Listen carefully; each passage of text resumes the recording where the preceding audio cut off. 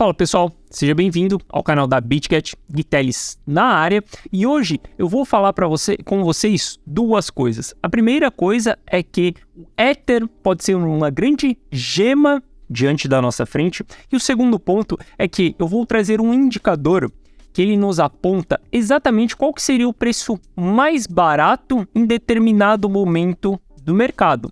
Como a gente está vendo o preço do BTC subindo de janeiro para cá, a gente saiu de lá da casa dos 16 mil dólares e hoje estamos na casa dos 30 mil dólares. E grandes estratégias que a gente tem dentro do mercado ao longo que o preço vai subindo é exatamente comprar os pullbacks. Só que a gente nunca sabe até onde esse pullback pode ir e qual que seria a melhor região de compra para nós nesses pullbacks. E exatamente com esse indicador, a gente consegue entender até onde pode ser a mínima desse pullback e qual que seria o preço mais barato que a gente conseguiria pagar no BTC em determinado momento. Por exemplo, esse pullback que a gente está tendo no mercado nas últimas semanas, a gente consegue entender até onde esse pullback pode chegar e qual que seria o preço mais barato que a gente poderia pagar. Eu opero muito esses pullbacks e eu sempre estou de olho em cima dessa métrica. Essa métrica vou apresentar aqui para vocês no vídeo de hoje, beleza? Se você não é inscrito no canal da BitGet, considere se inscrever. Aqui a gente traz um mega conteúdo todos os dias da semana. Todas as quartas-feiras, ao meio-dia, eu estou aqui trazendo essa análise on-chain para você. E caso esse conteúdo faça sentido, caso agregue alguma coisa no seu dia, deixa seu like para dar aquela força para o canal e para mostrar que o conteúdo ele é relevante, beleza? Bom, mas primeiro ponto, vamos começar falando aí do Ether antes da gente falar desse indicador que nos mostra o preço mais barato nos pullbacks. Quando a gente olha para o Ether aqui, a gente sabe que a atualização Shanghai Fork foi uma atualização que liberou a data dos Ethers que estavam em stake. A gente consegue sacar o Ether que está em stake. Até o Shanghai, ninguém conseguia sacar o seu Ether que estava em stake. Eu já trouxe uma análise aqui no canal da BitGet, vou linkar aqui no card, falando para vocês do potencial do Ether flipar o BTC. E quando a gente olha para esse potencial do Ether, a gente vê que ele está muito atrelado à sua diminuição do supply circulante. Um dos fatores que faça com que a gente diminua o supply circulante do Ether é exatamente a colocação de novos Ethers em stake. Se a gente olhar aqui para a data, a partir ali do Shanghai Fork que a gente teve, foi no dia 12 ou dia 14, não lembro exatamente, se eu não me engano foi no dia 12, a gente vê que o número de novos Ethers colocados em stake, ele está aumentando. Quando a gente olha ali para o Shanghai, a gente tinha 18 milhões de Ethers colocados em stake. Se a gente olhar para a data de hoje, a gente já está em 19,8 milhões de Ethers colocados em stake. Ou seja, do Shanghai para cá, a gente teve quase 2 milhões de Ethers saindo de circulação. Isso daqui é um sinal de que com a liberação dos Ethers em stake, trouxe mais confiança para os investidores colocarem os seus Ethers em stake. Se a gente olhar o que está acontecendo com Ether, desde quando a gente teve a atualização mudando para Proof of Stake, quando a gente começou a ter a queimas do Ether, olha só, a gente vê que o Ether hoje ele atingiu uma marca de 1% ao ano com deflação, galera. O Ether está sendo o primeiro ativo da história, não só das criptos, mas da história do mercado financeiro, sendo um ativo realmente deflacionário. A gente sabe que essa deflação, ela depende da utilização da rede e se nesse momento, onde o mercado está começando a reverter, ele está começando a chamar a atenção, a gente já tem o Ether sendo 1% deflacionário, pensa quanto que essa inflação, essa deflação pode ser quando o Ether estiver em um all-time high, quando a gente estiver vivenciando uma euforia, quando a NFT estiver bombando, quando DEX, contrato inteligente, estiver bombando, DeFi estiver bombando. Cara, a gente não tem noção do potencial que o Ether criou ao longo desse bear market. Já expliquei isso para vocês no vídeo anterior, que vai estar linkado aqui no card. Mas olha só, se a gente olhar ali a partir do Xangai, olha só como que a gente está tendo o maior volume de Ethers sendo depositado diariamente com consistência desde a criação do stake do Ether. Quando a gente olha para a criação do stake do Ether, ali no começo, cara, a gente teve alguns dias eufóricos, onde cada barra dessa daqui é a quantidade de Ethers que estão entrando em stake. As barras que estão verde são os Ethers que estão no lucro. As barras que estão em vermelha são os Ethers que estão no prejuízo. Mas o foco aqui nem é olhar o prejuízo e nem o lucro. O foco aqui é olhar que a gente ali no começo, na euforia, a gente teve alguns dias de altos depósitos de Ether em stake. Ali na casa de 90 mil, 80 mil Ethers diário. Só que, cara, olha só, desde o momento que a gente teve o Xangai Fork, a gente tem uma consistência muito alta de vários e vários dias. Desde 18 ali, de abril, a gente tem na casa de 80 mil Ethers sendo depositados diariamente. Se a gente olhar para a data de ontem, a gente teve 75 mil Ethers sendo depositado. Quando a gente olha para todo o período aqui de stake, a gente está vendo a maior consistência de Ethers sendo depositados. Cara, para mim não existe gema melhor do que o Ether nesse momento. A gente sabe, todo mundo dentro do mercado quer ter aquela sua cripto que vai super valorizar, que vai aumentar 10, 15, 20 vezes de multiplicação e que vai carregar a sua carteira ADA ao infinito. Todo mundo quer essa cripto. E a gente sempre tem numa montagem de carteira 5, 1% nasquelas criptos extremamente arriscadas. E esse 1%, ele sempre faz muita diferença quando você termina um ciclo. Por exemplo, no meu ciclo passado, a XS foi o ativo que, cara, simplesmente mais subiu dentro da minha carteira e trouxe muito lucro para a carteira. Só que não é o maior lucro que a gente tem na carteira, porque o maior lucro, ele sempre vai ser em cima daquele ativo que você tem maior porcentagem da sua carteira. E hoje, quando eu olho para o Ether, eu vejo que todo o potencial que está sendo construído dia após dia, para exatamente a gente ter um supply squeeze do Ether na próxima euforia do mercado, é muito grande. Hoje, eu olho para o Ether exatamente como sendo uma das grandes gemas que a gente tem na nossa frente. Por que uma gema? Porque ele tem um alto potencial de multiplicação na nossa frente para esse próximo ciclo. Hoje, o Gitelis tem mais Ether na carteira do que ele tem BTC, porque eu acredito na tese de que o Ether vai flipar o BTC em valor de market cap. Beleza? Então, quando a gente olha para tudo isso que o Ether vem construindo diariamente, cada dia que passa, eu fico mais bullish e mais confiante em ter uma alta exposição a Ethereum nesse momento do que mesmo a Bitcoin. Beleza? Isso aqui falando para o Ether, então, depois que a gente teve o Xangai ali, tudo que está sendo construído cada vez está melhor. Se a gente olhar para a movimentação que a gente teve nos últimos dias, quando a gente fala de análise on-chain, a gente está falando muito de ciclo de mercado. E tem algumas pessoas que acreditam que a análise on-chain não dá para a gente ver o curto prazo. E dá sim para a gente ver o curto prazo. O único ponto é que a maior parte dos analistas on-chain, eles entendem o ciclo do mercado, o que eu chamo de relógio suíço do BTC, e eles sacam que é muito mais rentável você investir no longo prazo do que no curto prazo. Então não tem por que você ficar analisando tanto o mercado no curto prazo. Por isso que quando a gente fala de análise on-chain, a gente está falando de ciclo de mercado. Meu maior interesse é exatamente comprar o ativo, rodar durante 2 anos, mais ou menos, durante uma subida do mercado, depois me desfazer desse ativo. Mas a gente consegue olhar para o curto prazo sim. E olha só, se a gente olhar para essa movimentação que a gente está tendo aí, se a gente olhar ali desde a casa dos 16 mil dólares que a gente saiu de janeiro ali, a gente veio subindo, depois a gente voltou ali nos 19 mil dólares, hoje a gente está nos 27, 28 mil dólares aqui, mais ou menos, flertando a região dos 30. Se a gente olhar para esse gráfico aqui, a gente consegue ver o número de endereços que estão enviando seus bitcoins. E o que a gente consegue tirar de conclusão com isso?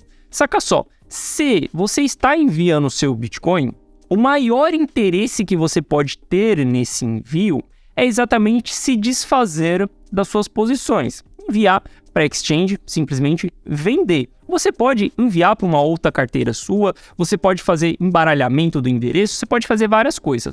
Só que a porcentagem dessas outras coisas é muito menor do que o seu interesse em venda. Então, quando a gente vê altos volumes de envio de endereços, a gente pressupõe que a gente vai ter uma venda no mercado. E aí, o preço do ativo, ele pode cair através disso, porque a gente sabe que o preço do ativo depende se as pessoas estão comprando ou se as pessoas estão vendendo. E olha só, recentemente aqui, quando a gente olha ali para 18 de abril, quando a gente estava na casa dos 30 mil dólares, a gente teve um aumento consistente no envio de endereços, ou seja, de bitcoins saindo das suas carteiras que eles estavam parados. Isso construiu uma pressão vendedora dentro do mercado e a gente teve uma pequena queda aí, batemos na casa dos 27 mil dólares. Depois o preço retomou um pouquinho ali, foi quase na casa dos 30 e a gente está caindo aí novamente nos 28 mil dólares. Mas veja que desde o dia 28 de abril, a gente diminuiu o número de endereços enviando os seus bitcoins. Isso daqui é um sinal de que a pressão de venda ela está simplesmente entrando em exaustão. Quem queria vender, vendeu. Aparentemente, as pessoas não têm interesse em vender novamente nessa região que nós estamos. E por que eu estou falando isso daqui com vocês? Porque, cara, se a gente olhar para o ciclo do mercado, tem uma pergunta que eu sempre recebo. E eu vou tentar responder essa pergunta aqui junto com vocês. Todo mundo me pergunta se, Gui, a gente está diante do ciclo de 2016 ou a gente está diante do ciclo de 2019? Qual que é a diferença desses dois ciclos? A diferença é que em 2016 a gente subiu com calma e consistência. Em 2019 a gente subiu muito eufórico e teve um crash em seguida, para depois a gente ter uma bull run. Olha só, se a gente tentar analisar para comparar esses dois ciclos, para a gente entender em que movimento nós estamos, a gente pode olhar para a quantidade de moedas que saem da mão de long term holder e vão para short term holder. Long term holder é quem dita o ciclo do mercado do BTC. O short term holder é exatamente as pessoas mais eufóricas dentro do mercado. Quando a gente olha para isso daqui, olha só, 2016 a gente foi subindo com consistência e com calma no ciclo. Então a gente fazia topo, a gente fazia pullback, topo, pullback, topo, pullback, topo, pullback. Se a gente olhar essa linha vermelha aqui embaixo, olha só, essa linha vermelha aqui embaixo, só deixa eu tirar isso daqui, ó. Vamos aí. Se a gente olhar para essa linha vermelha aqui embaixo, a gente vai ver, opa, vai com mesmo. Se a gente olhar para essa linha vermelha aqui embaixo, ela é exatamente a quantidade do supply que sai da mão do long term holder e vai para o short term holder. Olha só, se a gente olhar aqui para exatamente esse período aqui de 2016, a gente vai ver que tem essa linha laranja aqui, que eu tracei aqui. Essa linha laranja, ela é exatamente 3,2% do supply por semana sendo transferido do long term holder para o short term holder. A linha vermelha aqui na horizontal é 8,2% do supply por semana saindo da mão do long term holder e indo para o short term holder. Se a gente olhar para 2016, a gente vai ver que, cara, a gente tinha um nível de saída de supply do long term holder para o short term holder nessa linha laranja, nessa linha que a gente tem aqui embaixo. E em 2019 a gente bateu um pico da linha vermelha.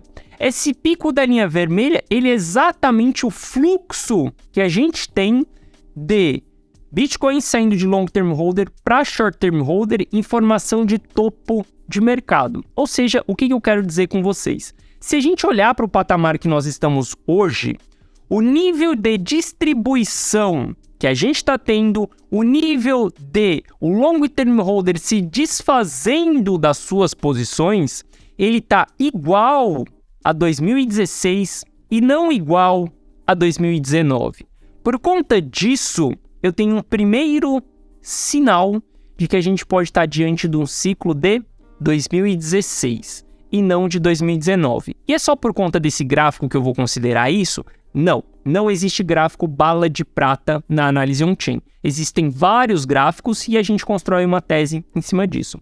Olha só, se a gente olhar aqui também para as moedas que estão ficando jovens, que estão saindo do long term holder e indo para o short term holder, e aqui a gente consegue separar por idade, olha só, a quantidade do supply que está na mão do short term holder hoje, ela é muito menor do que a gente teve em 2019. Ela, inclusive, é o mesmo patamar de 2016, quando a gente começou a subir no nosso bull market de 2016. Ou seja, se eu olho para o supply na mão do short term holder, a gente tem a mesma quantidade que a gente tinha em 2016 e não a mesma quantidade que a gente tinha em 2019. Mais um sinal de que a gente pode estar diante do ciclo de 2016 do que do ciclo de 2019. E se eu continuar cavando, se eu continuar buscando minha análise, se eu continuar investindo em entender o que aconteceu com os ciclos anteriores para saber como que pode ser esse nosso ciclo, olha só, se eu olhar para o percentual do supply in profit, eu vou ver que em 2019, quando a gente considera ali de janeiro de 2019, a gente saiu de 40% do supply in profit para exatamente em julho a gente ter exatamente 95% do supply in profit. Ou seja, em 5 meses, a gente saiu com todos os bitcoins de 40% no lucro para 90% no lucro. Significava que 90% das pessoas que estavam investidas dentro do mercado estavam no lucro. Isso é uma alta pressão de venda, porque quando você está no lucro, você tende a realizar isso em um determinado momento. Obviamente, se atingir o seu target do seu investimento, você realiza esse lucro. Ou seja, quando todo mundo está no lucro, a gente começa a entrar em regiões de risco de venda. E quando a gente olha para o cenário de 2016, foi um cenário diferente, onde a gente saiu de setembro de 42% e a gente só foi chegar um ano praticamente depois com supply próximo ali dos 95, supply em 90, caímos bastante com esse supply in profit e a gente foi subindo até a gente entrar ali na região de euforia. Ou seja, a gente teve uma alta mais devagar, porque aqui a gente levou um ano para poder chegar em um supply de 90% em profit. Aqui a gente levou 5 meses em 2019. Quando a gente olha para o nosso ciclo atual, a gente vê que em dezembro ali, né, a gente pode considerar janeiro, a gente tinha 50% do supply in profit. Hoje nós temos 74% do supply in profit. E já se passaram 4 meses aí para frente e a gente ainda está com 70%. Ou seja, o que esse gráfico aqui ele está me mostrando? Que estamos subindo devagar e com consistência. Essa é a diferença do ciclo de 2016 para o ciclo de 2019. Em 2019, a gente subiu muito rápido e muito forte. Isso desperta a ganância dos investidores. Todo mundo entra no lucro, todo mundo quer realizar o seu lucro. O mercado não consegue absorver o lucro de todo mundo. Quando as pessoas começam a realizar, o preço começa a cair. Em 2016, a subida foi diferente. Foi devagar e consistente. De pouquinho em pouquinho, as pessoas iam realizando o seu lucro e o mercado conseguia absorver aquela realização de lucro. Não tem problema algum das pessoas realizarem lucro. O que não pode acontecer é muita realização de lucro e pouca demanda do ativo. Aí a gente tem o preço do ativo caindo. Então, olhando para todos esses dados, olhando para toda essa análise que eu fiz e a gente comparando o ciclo de 2016 com o ciclo de 2019, eu diria que o Bitcoin hoje ele está diante do ciclo de 2016 e não do ciclo de 2019. Conforme o tempo passa e a gente vai subindo com mais calma, mais devagar e com consistência, cara, a gente saiu de janeiro, bateu 24, depois a gente recuou um pouco, foi para 19, bateu 30, recuou, foi para 27, a gente pode ir subindo dessa maneira. Eu vejo que a gente tem uma alta probabilidade do ciclo ser igual a 2016 e não 2019. Então, se você me perguntar, Gui, você acredita que a gente vai ter um crash no Bitcoin igual a gente teve em 2020? A minha resposta hoje é não. Eu preciso tomar uma decisão em cima dessa sua pergunta. Não sou a pessoa que fica em cima do muro. Eu sempre gosto de decidir. Posso estar completamente errado nessa tese que eu tô falando para você. E tá tudo bem se eu errar. Não tenho ego inflado, mas sou uma pessoa que gosta de decidir. Então, eu decido em falar para você que a gente pode estar diante de 2016, cara, e não de 2019. Se a gente está diante de 2016, as pessoas que ficarem esperando um grande crash, elas vão ficar para trás no ciclo. E as pessoas que forem aportando ao longo dos pullbacks e rodando esse ativo até uma fase de euforia, serão as pessoas que podem mudar de vida nesse próximo ciclo que a gente tem. A gente sabe que as criptos têm um alto potencial de mudar as pessoas de patamar de vida. A gente está falando de multiplicação de 10, 15, 20 vezes em uma carteira. Cara, se investir 100 mil, você consegue fazer 1 milhão. Se você investir, cara, 10 mil reais, você consegue fazer 100 mil reais se você multiplicar isso em 10 vezes. É uma mudança de patamar de vida. E aí, pensando nisso, que estamos diante do ciclo de 2016, o que a gente pode analisar? Como que deve ser as nossas compras? Obviamente, a melhor compra que a gente pode fazer é dentro da fase de capitulação, essa fase roxa que está aqui embaixo. Quando a gente compra dentro dessa fase, a gente está comprando o preço mais barato que a gente encontra dentro do mercado. Por isso que eu comecei os meus aportes em julho do ano passado, quando o preço do BTC flertou ali abaixo dos 22 mil dólares, eu comecei a montar a minha carteira. Montei a minha carteira até outubro, ali, novembro mais ou menos, comprei um pouco na região dos 16 mil dólares. E daqui para frente, o interesse é em talvez colocar um pouco mais de capital em todos os pullbacks que a gente vai ter. E por isso que eu comecei esse vídeo falando para você que existe um indicador para a gente saber até onde esses pullbacks ele pode acontecer. E saca só, quando a gente olha para os dados on-chain, a gente consegue saber qual que é o custo das pessoas. Então eu consigo saber qual que é o custo médio de todos os investidores dentro do Bitcoin, porque a gente consegue extrair essas informações da blockchain.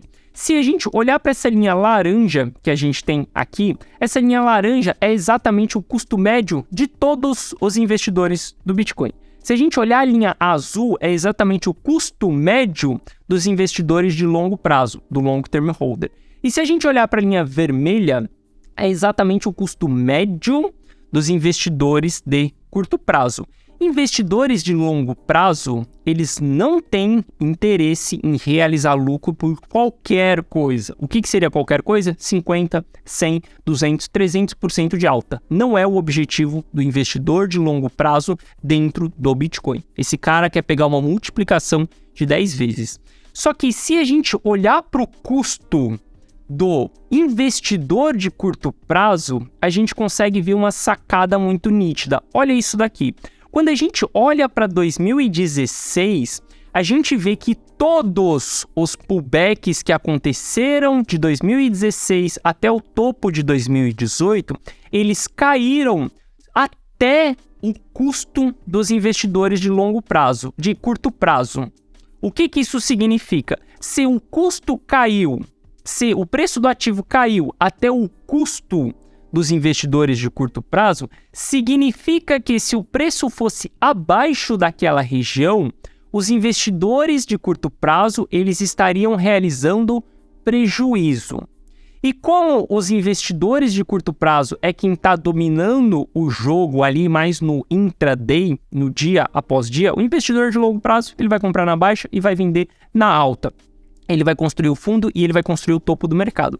O investidor de curto prazo ele vai causar os pullbacks dentro do mercado. Então, quando a gente olha para o custo do investidor de curto prazo, a gente vê que os pullbacks de 2016 eles foram até essa linha vermelha, que essa linha vermelha é exatamente o ponto aonde a pressão de venda do investidor de curto prazo, ela acaba, porque se o cara vender mais barato do que aquele patamar de preço, ele vai estar realizando prejuízo.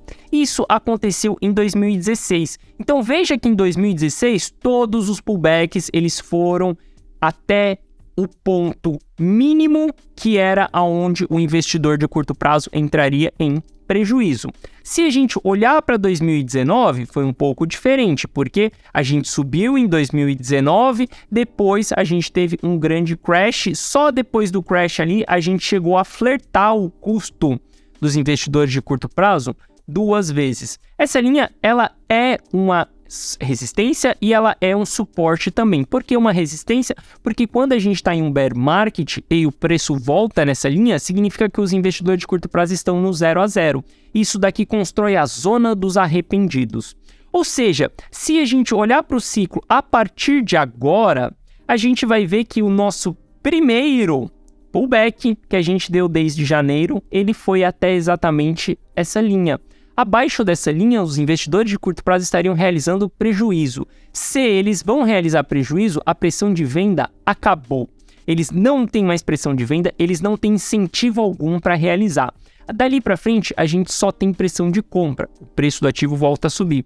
Ou seja, a gente pode olhar para essa linha daqui para frente para entender até onde o preço mínimo do BTC pode ser nos pullbacks. Por exemplo, se a gente olhar para a região que nós estamos hoje, na data da gravação desse vídeo aqui, cara, o preço do BTC pode cair até os 25 mil dólares. Se ele cair até os 25 mil dólares, a gente zera a pressão de venda dos investidores de curto prazo e a gente tem uma pressão dos investidores de longo prazo comprando nessa região. Porque os investidores de longo prazo sabem que a partir desse ponto, quem é do curto prazo está no prejuízo, eles não vão mais realizar, eles não vão mais vender.